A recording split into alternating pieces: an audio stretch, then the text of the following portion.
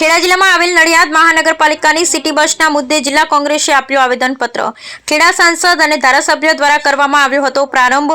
માત્ર 47 દિવસમાં મુખ્યમંત્રી શહેરી સિટી બસને અટકાવવાની પડી હતી ફરજ। જિલ્લાના આરટીઓ દ્વારા નડિયાદ કોર્પોરેશનને આપી હતી નોટિસ। મહાનગરપાલિકાએ પણ તાત્કાલિક સિટી બસ અટકાવી દીધી હતી। ખેડા જિલ્લા કોંગ્રેસ વતી શહેર પ્રમુખ હાર્દિક ભટ્ટ અને કાર્યકરોએ આપ્યું આવેદનપત્ર। ભાજપના નેતા બે જવાબદાર અધિકારી દ્વારા કોઈપણ મનસૂબો પાર પાડવા માટે શરતો અને નીતિ નિયમોને એળે મૂક્યા છે। સિટી બસ બંધ થતા હજારો નાગરિકોનું સહન કરવું પડ્યું અને નુકસાન ભોગવવું પડ્યું।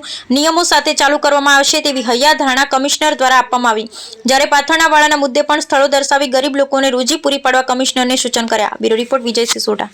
કોમ્પ્લેક્સની અંદર અને જે વિઠ્ઠલ કન્યા વિદ્યાલયની ગલી છે ત્યાં અને સંતરામ મંદિરના પાછળ જે જગ્યા પહોળો છે, ઉભા રહેવાથી એ લોકોને પ્રજાને તકલીફ નથી પડતી, ટ્રાફિકને નથી પડતી। 5 લારી 3 લારી 4 લારી એવું એડજસ્ટમેન્ટ કરી અને તમારાથી કંઈક વૈકલ્પિક વ્યવસ્થા થાય એના માટે અમે રજૂઆત કરવા આવ્યા છે એમના વતી।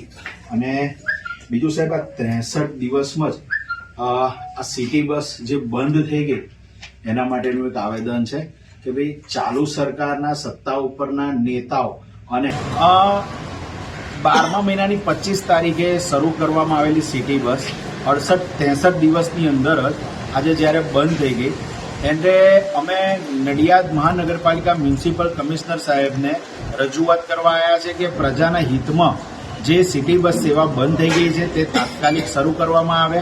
વધુમાં કે ભાજપના જે નેતાઓ અને બે જવાબદાર અધિકારીઓએ ઝડપથી ઉતાવળ કરીને જે પગલું ભર્યું હતું અને પ્રજાને જેને લીધે અત્યારે તકલીફ ભોગવવી પડે છે એ આગળ ન ભોગવવી પડે અને રિક્ષાઓના ભાડા પ્રજાને પોસાતા નથી, જ્યારે આ સેવા શરૂ કરવામાં આવી છે અને બંધ થઈ ગઈ છે આ નેતાઓ અને બે જવાબદાર અધિકારીઓના કારણે, તો ઝડપથી આ સેવા ચાલુ થઈ જાય તેના માટે આજે અમે મ્યુનિસિપલ કમિશનરશ્રીને આવેદનપત્ર આપ્યું છે નડિયાદ શહેર જિલ્લા કોંગ્રેસ વતી। તથા આ જે પાથરણા અને લારી લઈને જે ફ્રૂટની લારી લઈને જે લોકો ઊભા રહે છે એ લોકોને અત્યારે દબાણને કારણે ઊભા રહેવામાં આવતા નથી આપવા દે।